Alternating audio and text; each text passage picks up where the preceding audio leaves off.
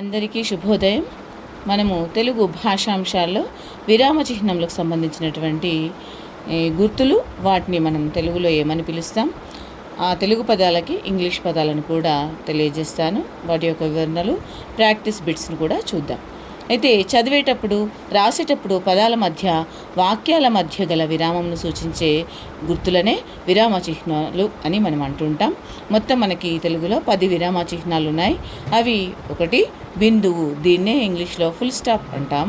రెండవది వాక్యాంశ బిందువు, దీన్ని కామా అంటాం. అర్థ బిందువు, దీన్ని సెమికోలన్ అంటాం. న్యూన బిందువు, దీన్ని కోలన్ అంటాం. అనుకరణ చిహ్నములు, వీటిని ఇన్వర్టెడ్ కామాలు అంటాం. ప్రశ్నార్థకం, వీటిని క్వశ్చన్ మార్క్ అంటాం. ఆశ్చర్యార్థకము, దీన్ని ఎక్స్క్లమేటరీ మార్క్ అంటాం. పొడవు గీత M' అంటాం. కుండలీకరణంలో బ్రాకెట్ అని అంటాం. 3 చుక్కలు అంటే 3 డాట్స్ పెడతాం. అయితే మొట్టమొదటిది బిందువు. మరి ఈ బిందువును ఎక్కడ సూచిస్తాం అంటే, ఒక వాక్యం పూర్తయినప్పుడు మనం ఈ బిందువును వాడుతుంటాం. ఉదాహరణకి, ఆమె పాట పాడుతుంది. ఇప్పుడు ఇక్కడ మనం బిందువును సూచిస్తాం. గీత నాట్యం చేస్తున్నది, మనం కూడా ఇక్కడ బిందువును సూచిస్తాం. తర్వాత సంక్షిప్త రూపంలో బిందువును వాడుతుంటారు. అది ఎట్లా అంటే, ఉదాహరణకి క్రీస్తు శకం అంటే క్రీ బిందువు ష బిందువు అని రాస్తాం. లేదా క్రీస్తు పూర్వం అన్నాం అనుకో, క్రీ బిందువు పు బిందువు. ఇంకొకటి కిలోమీటర్, దాన్ని పూర్తిగా రాయకుండా మనం షార్ట్ ఫామ్లో రాస్తుంటాం. ఆ షార్ట్ ఫామ్స్కి మనం కీ పక్కన బిందువు ఇచ్చి మళ్ళీ మీ పక్కన బిందువు ఇస్తాం. ఇలా బిందువును మనం ఇన్ని రకాలుగా వాడడం అనేది జరుగుతుంది. తర్వాత రెండవది వాక్యాంశ బిందువు. మరి వాక్యాంశ బిందువు అంటే కామా అని ఇంగ్లీష్లో అంటుంటాం. మరి దీన్ని ఎక్కడ వాడుతుంటాం? వాక్యం పెద్దదిగా ఉండి ఇంకా పూర్తి కానప్పుడు కొంచెం ఆగి చెప్పడం కోసం మనం ఈ వాక్యాంశ బిందువును ఉపయోగిస్తాం. ఉదాహరణకి, అతనికి విరామము, విశ్రాంతి లేవు. చూడండి, అంటే విరామం తర్వాత కొద్దిగా ఆగి మళ్ళీ తర్వాత విశ్రాంతి లేవు అనేటటువంటి పదాలని మనం పలికేటప్పుడు ఇక్కడ మధ్యలో కామాను అంటే వాక్యాంశ బిందువు అంటాం. తెలుగులో ఇప్పుడు తెలుగుకు సంబంధించినటువంటి ప్రశ్నపత్రంలో మనకి వీటిని అడుగుతాడు కాబట్టి మనం తప్పకుండా తెలుగు పదాన్ని గుర్తుపెట్టుకోవాలి. కామాను మనం తెలుగులో వాక్యాంశ బిందువు అని పిలుస్తుంటాం. ఇంకా మరి ఎక్కడ వాడతాం? అసమాపక క్రియలు వాడి వాక్యం రాస్తున్నప్పుడు వాక్యాంశ బిందువును వాడుతారు. మరి ఉదాహరణకు చూద్దాం. రమ్య బడికి వెళ్ళి చదువుకొని ఇంటికి వచ్చి అన్నం తిడి పడుకున్నది. ఇలాంటి సందర్భాలలో ఎక్కడైతే అసమాపక క్రియలు ఉన్నాయో, వెళ్ళి, కొని, వచ్చి, తిని, వీటి పక్కన మనం ఈ వాక్యాంశ బిందువును ఉపయోగిస్తాం. తర్వాత మరి ఒక చోట ఎక్కడ అంటే, వ్యక్తుల పేర్ల తర్వాత చేర్చే డిగ్రీలకు మరియు బిరుదులకు ముందు వీటిని ఉపయోగిస్తాం. ఉదాహరణకి, ఎం రామారావు, ఆయనకి అంటే ఆయన తర్వాత మనం ఇక్కడ ఆయన చదివినటువంటి డిగ్రీని చూపిస్తున్నాం, M.Ed. B.Ed. అని. కాబట్టి రామారావు పక్కన ఈ వాక్యాంశ బిందును పెట్టి అతని యొక్క డిగ్రీలను చూపిస్తున్నాం. ఈ విధంగా ఇటువంటి స్థలాల్లో కూడా మనం వాక్యాంశ బిందువును వాడతాం. తర్వాత వాక్యాంశ బిందువు అనున్నది ఏకమాత్ర కాలపు విరామంను సూచిస్తుంది. అది గుర్తుపెట్టుకోండి. అంటే ఈ వాక్యాంశ బిందువు ఉంది అంటే మనం ఒక మాత్ర కాలం అంటే ఒక రెప్పపాటు కాలం, ఒక రెప్ప కొట్టినంత కాలాన్ని మాత్రం ఆగి తర్వాత పదాన్ని చదవాల్సి ఉంటుంది. ఈ విధంగా మనం వాక్యాంశ బిందువును అనేది ఇన్ని చోట్ల ఉపయోగిస్తూ ఉంటాం. తర్వాత అర్థ బిందువు, దీన్ని ఇంగ్లీష్లో సెమికోలన్ అంటాం. అయితే ఒక పెద్ద వాక్యంలో భాగంగా ఉండే చిన్న వాక్యాల చివర మనం ఈ అర్థ బిందువును వాడతాం. ఎలా అంటే చూడండి, పాలు తెల్లగా ఉండును కానీ తెల్లనివన్నీ పాలు కావు. అంటే చూడండి, పాలు తెల్లగా ఉండును, దీని పక్కన మనం ఈ అర్థ బిందువును ఉంచడం అనేది జరుగుతుంది. అర్థ బిందువు అంటే ఒక చుక్కు పైన ఉండి కింద కామా ఉంటుంది అన్నట్టు. అంటే ఫుల్ స్టాప్ ఉండి దాని కింద కామా గుర్తు ఉంటే దాన్ని మనం అర్థ బిందువు అంటాం. అది గుర్తుపెట్టుకోండి. ఇది 2 మాత్రల కాలపు విరామంను సూచిస్తుంది. వాక్యాంశ బిందువేమో ఒక మాత్ర కాలపు, కానీ అర్థ బిందువు 2 మాత్రల కాలం అంటే 2 సార్లు రెప్ప కొట్టి తెరిచినంత కాలము ఇక్కడ ఆగవలసి ఉంటుంది అన్నట్టు. కాబట్టి ఇది విషయాన్ని తెలియజేస్తుంది. అందుకని మనం గుర్తుపెట్టుకోవాలి. తర్వాత 4వది న్యూన బిందువు, దీన్ని ఇంగ్లీష్లో కోలన్ అంటాం.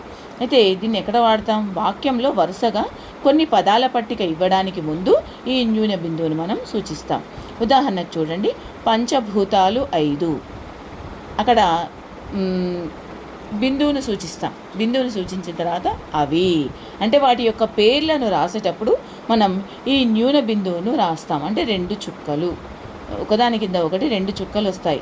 ఇలా ఆ 5 పేర్లని 2 చుక్కలుగా పెట్టి, అంటే అవి అని 2 చుక్కలు పెట్టి గాలి, నీరు, నిప్పు, ఆకాశం, భూమి అని వీటిని తెలియజేయడానికి ముందు మనం ఈ న్యూన బిందువును వాడుతూ ఉంటాం. ఇట్లాంటి సందర్భాలలో మనం న్యూన బిందువును ఉపయోగిస్తాం. తర్వాత 5వది అనుకరణ చిహ్నాలు. వీటిని మనం ఇంగ్లీష్లో ఇన్వర్టెడ్ కామర్స్ అంటాం. అయితే ఇవి ప్రత్యక్ష అనుకరణను సూచిస్తాయి. ఉదాహరణకి గ్రంథాంతరం నుండి, ఉపన్యాసాల నుండి గ్రహించిన భాగాన్ని సూచించినప్పుడు దీనిని ఉపయోగిస్తారు. మీరు కష్టపడి చదవాలి అని టీచర్ చెప్పాడు. చూడండి, ప్రత్యక్ష అనుకరణ అంటే ప్రత్యక్ష కథనం అని ఇంతకుముందు మనం నేర్చుకున్నాం వ్యాకరణాంశాలలో.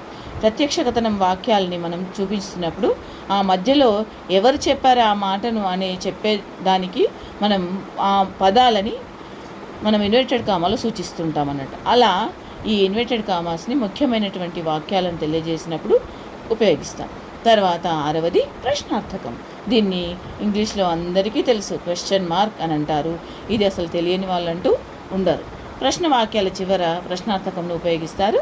నువ్వు ఏం చదువుతున్నావు, ఎలా ఉన్నావు అని వీటి పక్కన మనం ఈ ప్రశ్న గుర్తులను ఉపయోగిస్తాం. తర్వాత 7వది ఆశ్చర్యార్థకము, ఎక్స్క్లమేటరీ మార్క్ అంటారు. ఇది కూడా అందరికీ తెలుసు. ఆశ్చర్యం, ఆనందం, భయం, జిగుప్స, సంతోషం మొదలైన అనుభూతులను తెలుపు వాక్యాల చివర మనం పదాల తర్వాత ఆశ్చర్యార్థకాన్ని మనం వాడుతూ ఉంటాం. ఉదాహరణకు చూడండి, ఎంత అందంగా ఉన్నావు, అయ్యో, అలాగా, ఇట్లాంటి పదాలకి మనం ఆశ్చర్యార్థక గుర్తుని సూచిస్తాం. తర్వాత 8వది పొడవు గీత. దీన్ని ఎమ్ డాష్ అని ఇంగ్లీష్లో పిలుస్తుంటాం. వాక్యంలో ఏదైనా మాటను వివరించుటకు ఈ వివరణకు ముందు వెనక పొడవు గీతను ఉంచుతారు. ఉదాహరణకు చూద్దాం, గులాబీ. దీని పక్కన పొడవు గీత ఉంచి ఎంతో అందంగా ఉంటుంది, చాలా సువాసనను ఇస్తుంది. అంటే ఈ పదం యొక్క మనం వివరణను రాస్తున్నామంటే ఈ పొడవు గీత నుంచి రాస్తాం. తర్వాత 9వది కుండలీకరణం, బ్రాకెట్. ఈ బ్రాకెట్లు కూడా చాలామందికి తెలుసు ఎక్కడ ఉపయోగిస్తాం అనేది.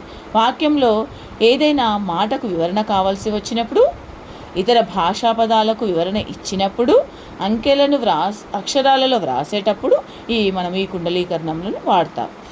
ఉదాహరణకి మన జాతీయ జెండా ఎంతో అందంగా ఉంటుంది అంటే ఈ జాతీయ జెండాను మనం ఇక్కడ కొంత వివరణ ఇవ్వాలనుకుంటున్నాం. దాన్ని ఏం చేస్తున్నాం, బ్రాకెట్లో ఇస్తున్నాం. 3 రంగుల భారతదేశపు జెండా, ఇది ఇవ్వడం కోసం మనం బ్రాకెట్లో దీన్ని ఇచ్చి దీని తర్వాత పదాలని పూర్తి చేస్తున్నాం. ఇటువంటి సందర్భాలలో మనం ఈ కుండలీకరణను ఉపయోగిస్తాం. తర్వాత 10వది 3 చుక్కలు. 3 చుక్కలు అంటే ఇది 3 డాట్స్, అంటే 3 డాట్స్ని వరుసగా పెడతాం అన్నట్టు.